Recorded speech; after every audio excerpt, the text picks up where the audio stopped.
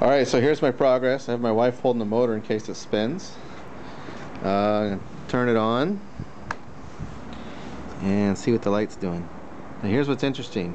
Absolutely no light, which means everything's good. The throttle's showing power, full charge. I turn the throttle and nothing. Here's what's really weird. Honey, take the camera. If I unplug the throttle and then just ever so slightly plug it in, the motor spins.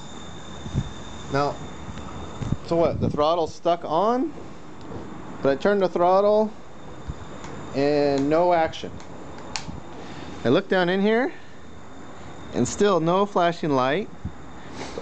So either I've got a throttle problem or a speed controller problem, but the speed controller diagnostic tool is saying nothing. When I unplug the throttle, whoa, too much power, it gives me the 7 flashes. Please pick it back up, honey. Plug it back in. Nothing. Here, you hold it. Just, yeah, now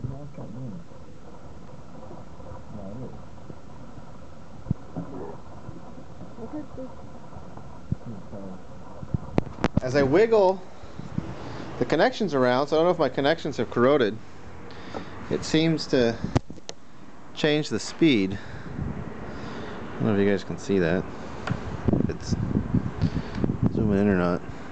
So I appreciate your advice. Thanks. There's my hot Greek chick, by the way. Although it's nice and sunny and slow waves, it's only 10 degrees Celsius. I don't remember what that is in Fahrenheit. I've been here long enough. I want to go for a ride, people. It's beautiful.